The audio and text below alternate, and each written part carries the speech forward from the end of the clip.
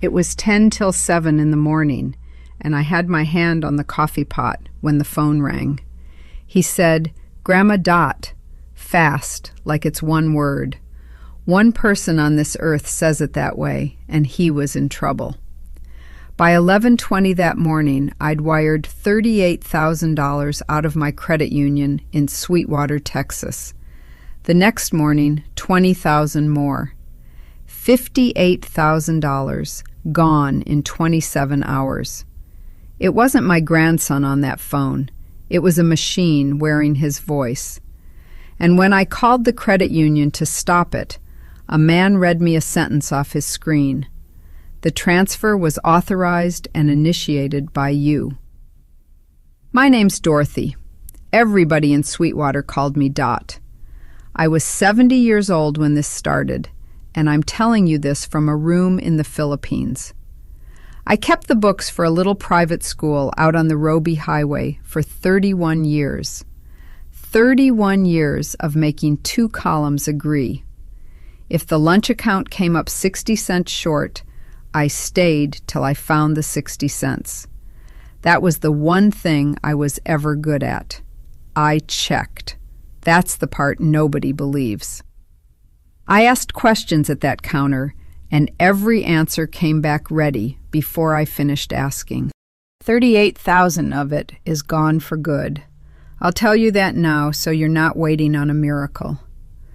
What I didn't know that morning, and what took the next 13 months to find out, was whether there was one human being anywhere in that chain who'd put it in writing that it wasn't me.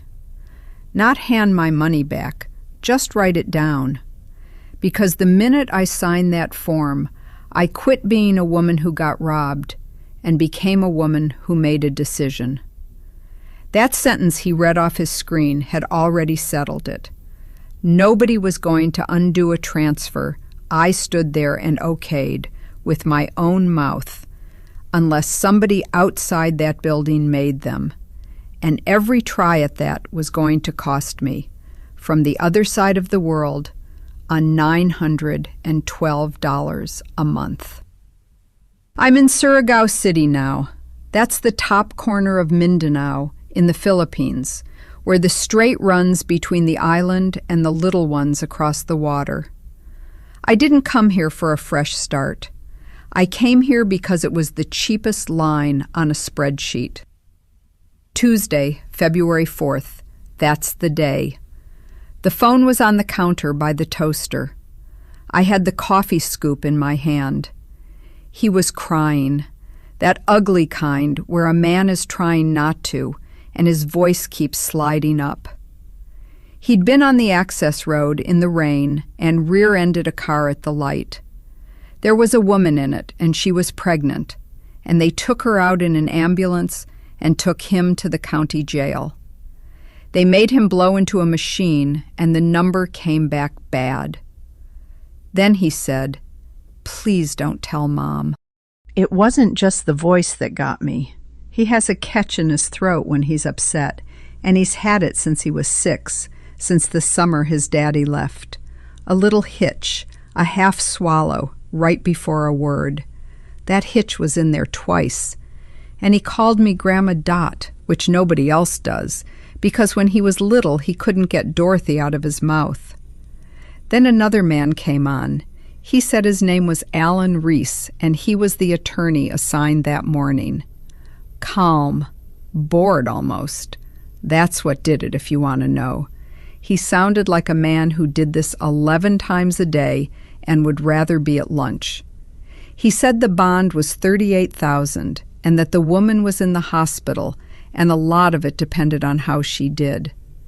Then he said the part that closed the door on me. The judge had put an order on the case. No discussion with family. If it got back that we'd been talking about it, the district attorney would file formal, and my grandson would sit in there until a hearing in April. So there it was. I couldn't call my daughter. Calling my daughter would hurt her son. There is no such order. No judge tells a grandmother she can't call her own daughter. I know that now. I did not know it at 7:40 in the morning with a boy crying in my ear. I asked to talk to him again. I did. They put him back on and he said, "Grandma, I'm sorry. I'm so sorry." And the hitch was in there again. And then the other man had the phone. And I asked one more thing. The name on the receiving account wasn't a law firm. It was a company in Georgia with the word logistics in it. I said, "That's not you. That's not a courthouse." He said, "No, ma'am, it wouldn't be. Bond money goes through a settlement funding company." And then he gave me a little explanation about escrow that was smooth and quick and had clearly been said before. I got dressed. I got in the car. I was at the branch on Broadway when they unlocked it at 10. It's a 2-window branch. The main office is in Abilene. The woman who helped me was Brenda. I'd known her 9 years. I had a certificate there, $45,000. That was Merle's, mostly. My husband died in 2014. The plant carried a $40,000 policy on him, and I put every bit of it into that certificate and added out of my check for 5 years after. The day I retired, it stood just past $60,000. Breaking it early cost 180 days of interest, $726. Brenda showed me the number and asked if I was sure, and I said yes, and she typed. That was the only question anybody asked me about that money all day, and it was about a penalty. Then the wire form. She filled it in and turned it around for my signature. $38,000. Beneficiary, that company in Georgia. Routing, account. Then she said, "I have to get the wire desk on the line. They'll ask you a couple things." She dialed Abilene and handed me the receiver across the counter. A young man's voice. He said the call was recorded, and he asked me to confirm my name, my address, and the amount. And then he asked what the transfer was for. I said, "It's for my grandson. He's in some trouble, and it can't show that he's getting help." And I said, "I've been told not to discuss it with anybody." He said, "Okay."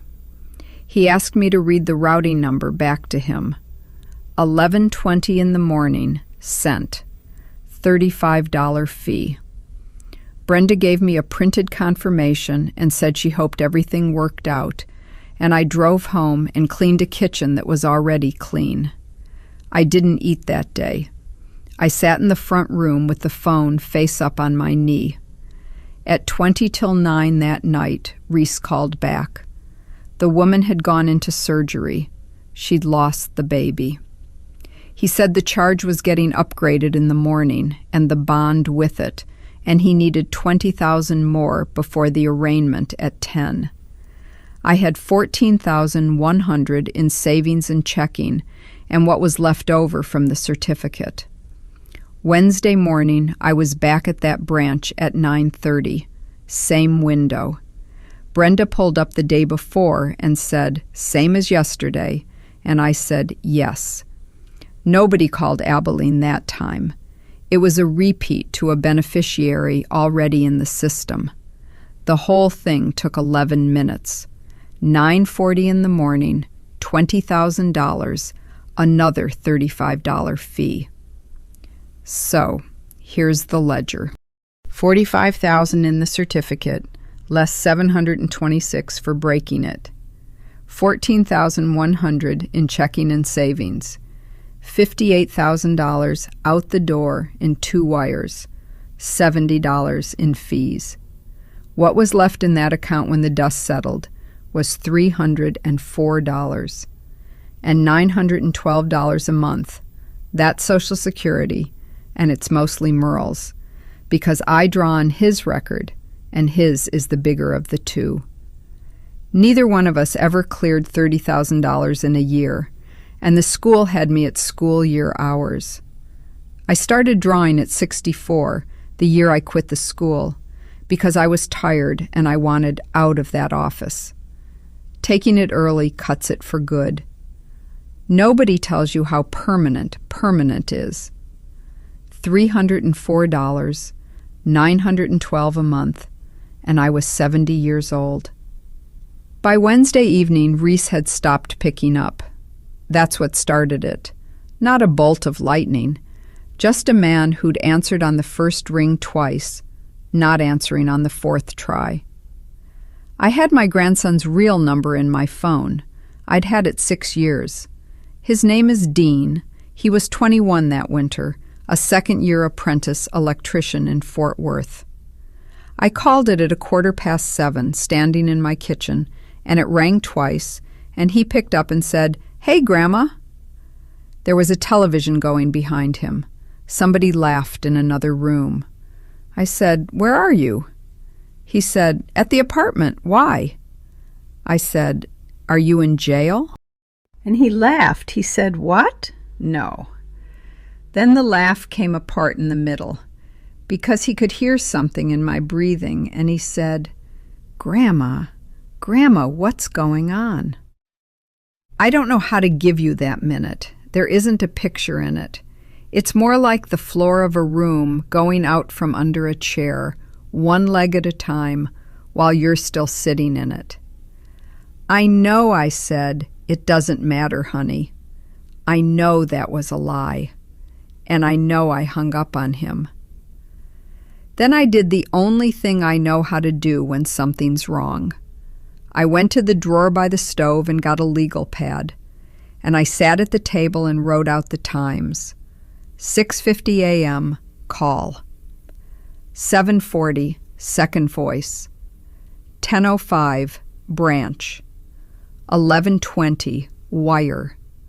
20 till 9, second call.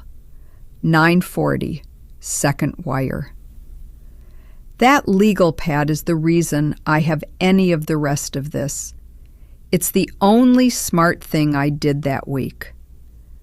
That night the fraud line told me a wire isn't a check. It isn't sitting somewhere waiting to clear.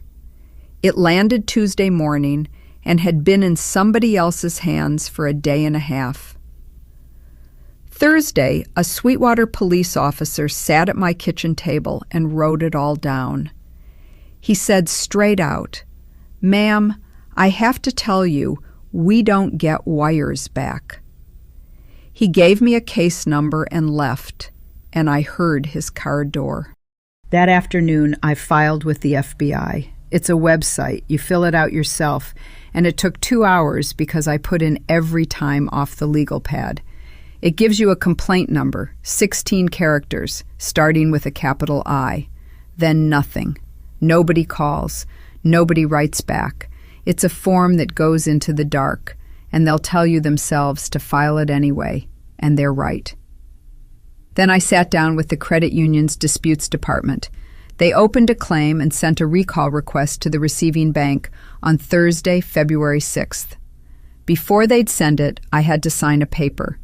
That paper was an indemnity. In plain words, if asking for my money back cost the credit union anything, I'd cover it. I signed a document promising to make them whole, so they'd ask a stranger's bank to please consider returning the money that had been taken from me. That's standard. Every bank does it. Nobody describes it to you before you're holding the pen. The letter came February 21st. 2 paragraphs. Our investigation is complete. The transfer was authorized and initiated by you. No error occurred as defined by the regulation. We are unable to issue a credit to your account. I called and got a man in disputes, and I asked him what authorized meant, because I knew what it meant in a ledger, and I wanted to know what it meant on his screen. He said, "It means you told us to send it, ma'am." I said, "I told you to send it because a man told me my grandson was sitting in a cell." He said, "I understand. I'm sorry, but that's not what the word is measuring." Then he explained the rest. A wire isn't even in the rule book everybody's heard of, the one where the bank puts your money back. As far as that regulation goes, nothing went wrong, because the money moved when I told them to move it.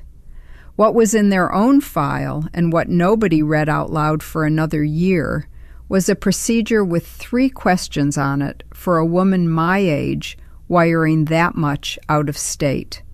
Nobody at that counter asked me one of them. Before I hung up, I asked him for the recording of the Tuesday call, the one where the young man asked me what the transfer was for. He said, "That's internal." I said, "It's my voice." He said, "I'm sorry, ma'am, it's internal." I let it go. I had other things on fire that month, but I wrote it on the pad. Because here's what February did to me that had nothing to do with grief. Rent on my apartment on Locust was $845. Electric ran $118 in the summer. Phone, $51.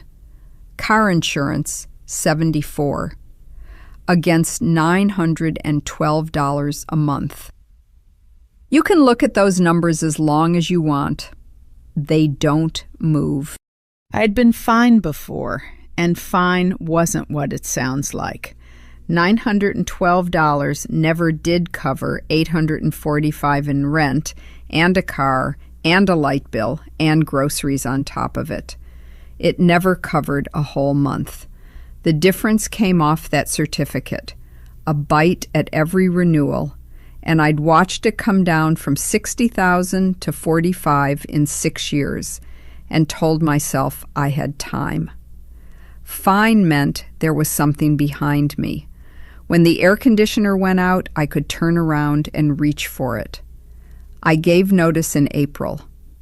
Now, my daughter. Her name's Rhonda. She's Dean's mother, 48, runs the office of a well-serviced outfit in Midland. The first thing she said when I finally told her that Sunday was, "Why didn't you call me?" She said it 4 times over about a month. It got quieter every time, and it got worse every time, and I didn't have an answer, because the answer was, a man I'd never met told me not to, and I did what he said. The second thing she said is the one that lives in me. She said, "It was Dean's name in that man's mouth, Mama. They used my son to do it, and I can't make that go anywhere." She wasn't wrong, and my daughter isn't the villain of this. She watched her mother go broke and her son go silent in the same season, and she handles things by getting angry at the nearest available person, and I was the nearest available person.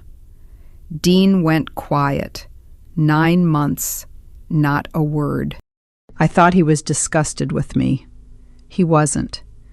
2 years before, when he got into the apprenticeship program, they made a little video for the program's page. Him at 19 on a tailgate, talking about why he signed up. 47 seconds, and he put it up himself, and he was proud of it. When the police explained how a voice like that gets made, he did the arithmetic in about 4 seconds. And then he couldn't call me, not because of me, because every time he heard himself, he heard me on the other end of it, believing. So there was my family in April. My daughter couldn't look at me. My grandson couldn't hear himself. Now how I ended up in Surigao City. The answer disappoints people. I didn't have a friend here. Nobody wrote me a letter. There was no Filipino lady at the hospital who told me about her hometown. That's the version people expect, and it isn't mine. What I did was open a spreadsheet, because that's what I've done with every problem since 1988. Columns across the top: room, food, power, internet. A telephone number an American bank will actually send a code to. Down the left side, 22 towns in 4 countries, off rental listings and market prices and whatever numbers I could stand behind. 6 weeks at that kitchen table. It was the first 6 weeks I slept. Surigao came out the bottom of the column. Not the prettiest, and not the one anybody would pick off a magazine. just the cheapest place where the numbers were real. A room for $2,000 a month, a public market, a printing shop, a courier office, a post office. I checked for a post office. That's the kind of thing I was checking for. There was a second reason. Nobody I had ever met in my life was going to be in Surigao City. By the end of February, everybody in Sweetwater knew. It's 10,000 people. I drove down to the branch on Broadway to close out what was left in my checking, and I got as far as the door and turned around because Brenda was at the second window. She typed that form because I told her to, but she'd have looked up and seen me coming, and I could not walk to that counter and hand her a slip like a woman running an errand. I quit answering my phone that month, too. Not the strange numbers, the ones I knew. In March, I did the other thing. On March 10th, I mailed a written appeal to the credit union, certified, with the police report and the FBI complaint and 3 pages off that legal pad. They gave me a claim number, 25-04117, and I've written that number on about 200 pieces of paper since. I told Rhonda by email because I'm a coward about certain things. She wrote back in 11 minutes with a link. It was the State Department travel advisory. Mindanao sits at level 3. Reconsider travel. There's a carve-out for a couple of places, and the island everybody's heard of is in it, and Surigao City is not. She wrote, "You're going to a place our own government says don't go to, with $300 at 70. She wasn't being cruel. She was showing me a number I'd left out of my column. I went anyway. Abilene to Dallas, Dallas to Los Angeles to Manila, Manila to Cebu, Cebu to Surigao, and I got off that last plane on June 10th with 2 suitcases and a folder in a plastic envelope. The rate that month was a little under 57 pesos to the dollar. $912 came out around 51,800 pesos. My room is upstairs in a house in Barangay Taft. Manang Cora owns it, 68 years old and widowed, and she had a fan running in the room before I ever came up the stairs. 2,200 pesos a month, electric on its own meter. A bed, a table under the window, and 1 outlet by the door. I looked at that outlet first because everything I own that matters plugs in. I bought an extension cord my second day and ran it to that table, and that's where the laptop sat for 13 months. The stairs come up right outside my door, and the floor is boards, so nothing in that house is private. The market is down by the water, and it opens in the dark. The boats come in, and the fish go straight onto the concrete, wet and still moving. And it rains like somebody turned something over, and there's no cool season, not 1 week of it. Cheaper than I'd budgeted. Fish, fruit, the room, getting anywhere. Higher than I'd budgeted. Coffee that isn't instant, electricity, and internet. Internet was the one that hurt, because here internet wasn't a comfort. Internet was the war. Medicare pays nothing here, not a dollar, not a peso. There's a government hospital on Rizal Street, and anything truly bad means a plane to Cebu, and every bit of it comes out of my hand in cash. So living here was possible. That part worked. I ate better than I did in February, and I slept with the fan on. Fighting from here is a different animal, and that's the part that wasn't on the spreadsheet. Texas is 13 hours behind me. Their whole workday sits inside my night. When somebody in disputes gets back from lunch at 1, it's 2 in the morning in Surigao. So I set an alarm for 1:30. I'd get up and put on real clothes because I couldn't do it in a nightgown, and sit at the table with the notebook and the phone. Manancora asked me once that first month if I was sick. I said no. She never asked again, and after that the light at the bottom of the stairs was on at night. We have never discussed it. Then the phone number. An American bank will not talk to you without sending a code to a phone. I thought a free internet number would do it. Half the codes never came, and 2 weeks in my online access locked, and unlocking it required a code sent to the number that couldn't get codes. What fixed it was a real American line on an eSIM, one of the little carriers whose calls and texts come through over Wi-Fi, about $5 a month, running next to my Philippine SIM. That's the whole trick, and it costs $60 a year. Then paper. Everything they wanted was paper. Print, sign, scan, send. There's a computer shop up by the market run by a young fellow named Jomar, 27, 4 machines and an air conditioner he's proud of. 3 pesos a page. He calls me Lola, and the first time he said it, I had to go outside for a minute.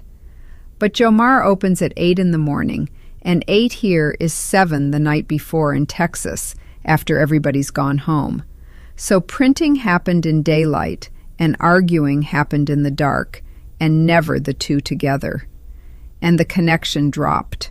Not sometimes, regularly, and always at the worst part. There was a night in August. I got up at 1:30, got through the menus, and sat on hold 43 minutes with that music going. At minute 44, a woman picked up and said her name, and I said mine, and the line went to nothing.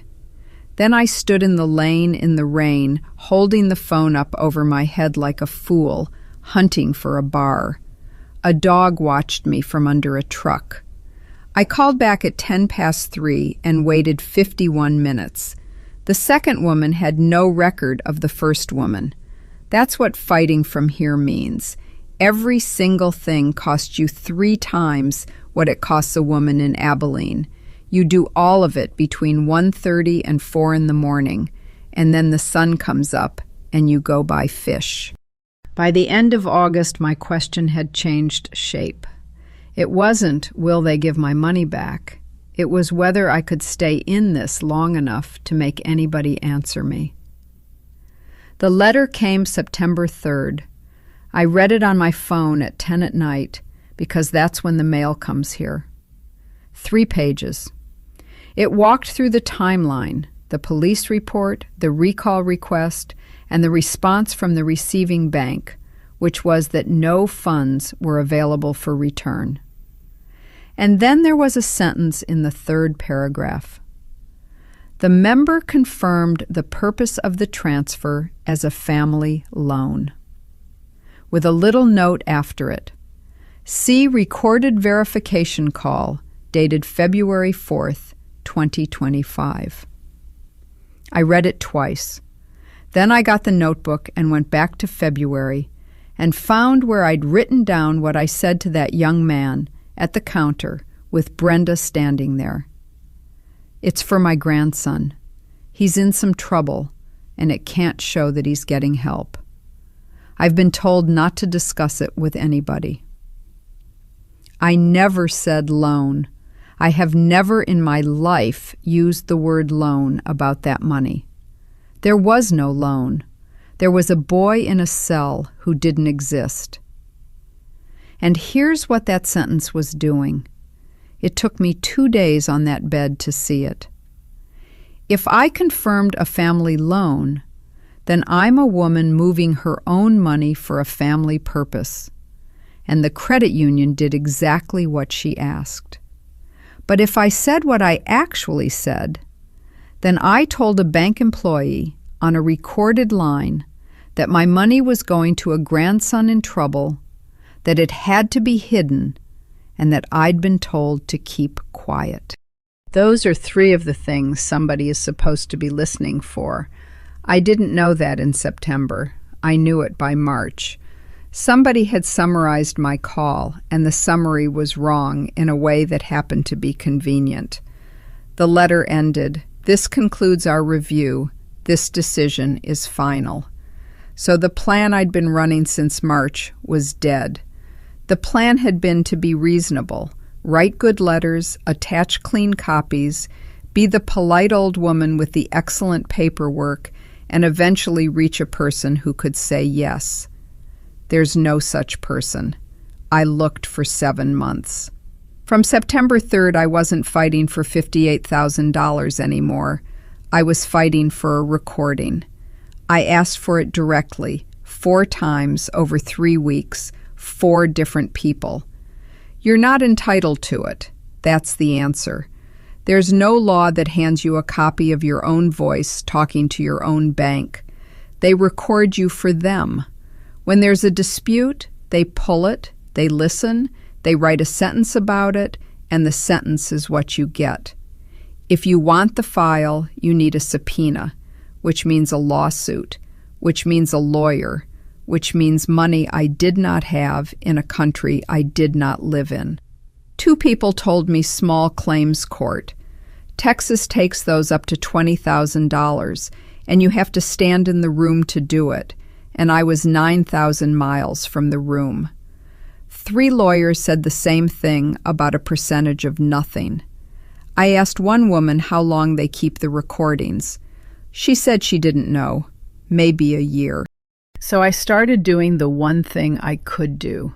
From September 22nd, at the top of every call, before anything else, I said, "I want you to know I'm recording this." I said it to 11 different people over 6 months, and not one of them objected. One laughed and said, "We're recording too." I know, but at least then there were 2 of us with a copy. And I kept the notebook. Date: time in Surigao and time in Texas. Name they gave me. Department: what I asked, what they said, and when they wouldn't give me a reference number, I wrote down that they wouldn't. Then I found out who a credit union answers to. It isn't a court. It's the National Credit Union Administration. And there's a Consumer Assistance Center, and you can file from anywhere. They pass it to the credit union, and the credit union gets 60 calendar days to respond. If you dispute the answer, you've got 30 days to say so, and there's an appeal after that. Nowhere does it say anybody makes anybody pay. It isn't a judge. What it says is that the credit union has to answer, in writing, to somebody who isn't me.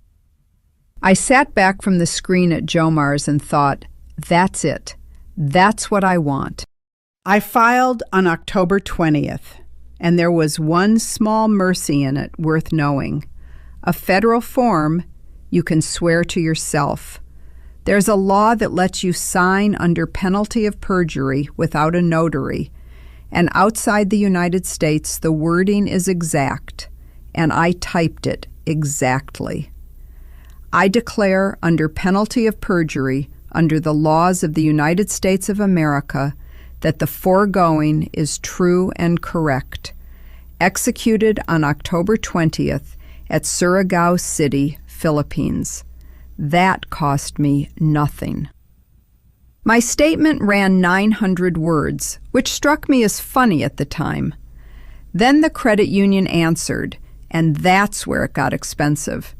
They wrote on November 6th. They said in effect, all right, we will reopen the claim upon receipt of the following: a sworn affidavit of fraudulent wire transfer, notarized on their form, and a signed hold harmless. Original documents, wet signature, delivered by courier. No scan, no email, no photograph. I found a company online that does notarization over video, $25. I did it at 3 a.m, holding my passport up to a laptop camera for a man in Florida. They rejected it in 4 days. We require an original notarized document. We do not accept remote online notarization. And they were within their rights. There's a bill in Congress about that, and it's been a bill for years. A private credit union can require a piece of paper with a stamp pressed into it, and mine did. I asked whether a Philippine notary would do. There are notaries here, plenty, good ones. The answer was no. They wanted an American notarial act, and in this country, that means a U.S. consular officer. There's a consular agency in Cebu, and I called it. Appointment only, limited services, and the next notarial slot was in February. The embassy in Manila had one in November. So I flew past Cebu instead of stopping in it. That was the column I never wrote down. I priced the room, I priced the rice. I never once priced the distance between Surigao City and Manila. There's an airport here, and flights go, but not always where you want, and not always the day you want. The practical route was through Cebu. Here's what that trip cost, and I kept the receipts, because of course I did. Airfare both ways through Cebu, 11,400 pesos. 4 nights in a room off Mabini, taxis, printing, courier to Texas, 3,450. And the notarial fee, which is $50, and here's what they don't put in big letters. It's $50 for each seal, not each visit. I had 2 documents, around 33,000 pesos, $550. That's what I live on in a month here, and then some. Now, the night before I flew, November 16th, I was folding 2 blouses into a bag, and my phone lit up. It was Dean. 9 months, nothing, since a phone call in a kitchen in Texas. It wasn't a speech. It said, "Grandma, I found it." And under it was a link and a file. 47 seconds. Him at 19 on the tailgate of somebody's truck, squinting into the sun, talking about why he signed up. It's still up. Anybody in the world can hear it. That was the raw material. Then he wrote, "I'm sorry it was my voice. I sat down on the floor between the bed and the wall and stayed there a while. Dean didn't rescue me. He found a file. It took him 9 months to be able to look for it, and after he sent it, he went quiet again for another month. But it changed what I had. Up to that night, I was a woman claiming a voice on the phone hadn't been her grandson. That's an old lady's word. After that night, I had 47 seconds of public audio, a date, an address on the internet, and a boy willing to put his name to where it came from. Their affidavit has a line on it for how the impersonation was accomplished, and until that night, I'd had nothing to put on that line. I didn't tell him what it meant because he'd been carrying enough, and because I wasn't sure yet that it meant anything. The appointment was Tuesday, November 18th, 9 in the morning. You have to book it. Walk-ins are not accepted. They say so twice on the page. You print the appointment sheet yourself because they don't email you one. You can't take a phone inside, so there's a little shop across from the gate that keeps your things in a bin for 50 pesos. The line outside was long and quiet and mostly Filipino. People doing paperwork for children and jobs and marriages. And me. I got to the window at 9:20. The officer was maybe 35. He read the first page. He turned to the second. Then he looked up. "Ma'am," he said, "you've signed these." I said yes. He said, "I'm sorry, you can't sign them beforehand. I have to watch you sign." It was in the instructions. I read them on Jomar's screen twice. There's a line that says, "Arrive with your documents printed and complete, but do not sign them beforehand." I read right past it. 31 years of getting 60 cents to come out even, and I read right past it, because I've been signing forms at kitchen tables my whole life, and my hand did it without asking me. So there I stood at that window at 70 years old, having done the one thing the paper told me not to. He was decent about it. He said, "Do you have clean copies?" They were in my email. My phone was in a bin across the street. I walked out through the gate, got my phone, found a place 2 blocks over, and printed 2 clean sets for 240 pesos. It was 20 till 11 when I had them in my hand. Notarial hours are 9 to 11. I went back and stood at the gate.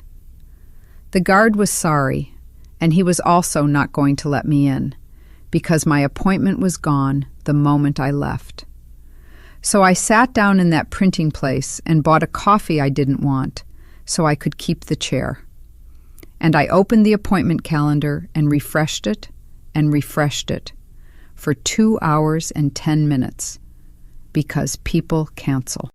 At 1:30, a slot opened at 9 the next morning, and I took it before I'd finished reading it.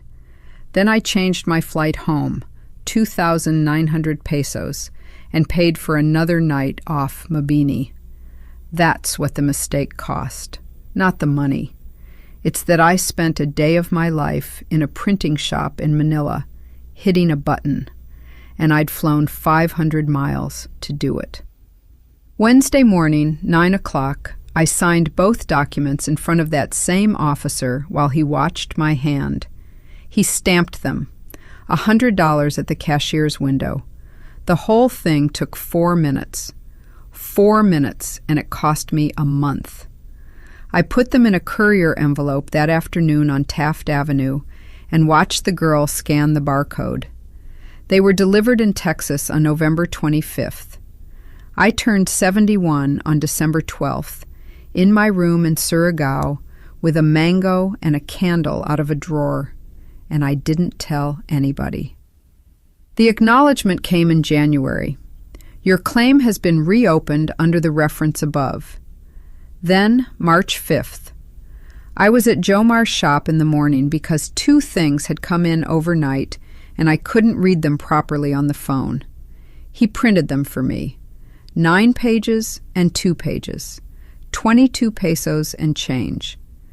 The 9-page one was the credit union's written response to the regulator, copied to me. That copy is the reason any of this happened.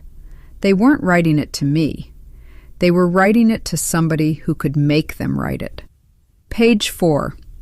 A review of the recorded verification call dated February 4th, 2025 was conducted on February 12th, 2026. They'd had to go get it.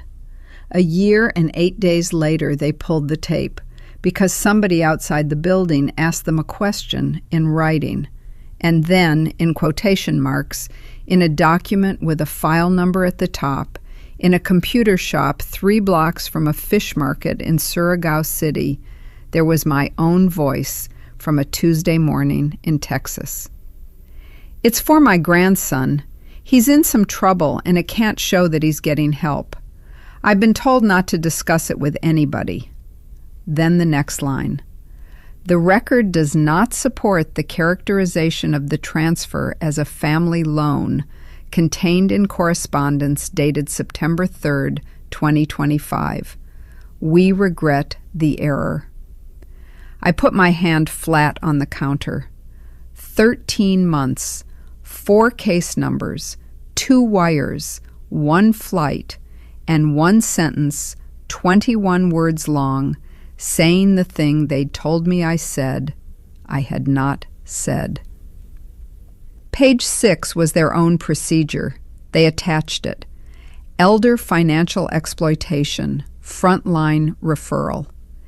It applies to any member 65 or older wiring over $10,000. 3 questions, and I'll say them the way they're written. Has anyone instructed you not to discuss this transaction with anyone? Have you personally met the individual receiving these funds? Are you being asked to keep this transfer from your family? Not one of those was asked of me, not on the 4th and not on the 5th. Page 6 says so in their own words. No referral was generated, no report was filed, and under Texas law, an institution that suspects somebody my age is being worked can put a hold on the transaction, 10 business days and more if they ask. I had told a man on a recorded line that it had to be hidden and that I'd been told to keep quiet. 2 of the 3 questions I answered without being asked. Nobody heard it because nobody was listening for it. Then the 2-page letter, the second wire. $20,000 sent February 5th at 9:40 in the morning. The receiving bank placed a hold on it on February 7th, the 3rd day. It never left. It sat frozen in an account in Georgia while I sold my furniture and gave notice on my apartment and flew to the other side of the world. The receiving bank notified my credit union's wire department on July 14th, 2025. Nobody told me. 8 months. Through the September letter that said no funds were available for return. Through the notary, through Manila, through my birthday. 8 months, and I was on the phone with those people twice a week. The letter called it an administrative oversight in the routing of correspondence. And then, in the second paragraph, there was a word I'd been trying to get somebody to write down since February of the year before. Impersonation.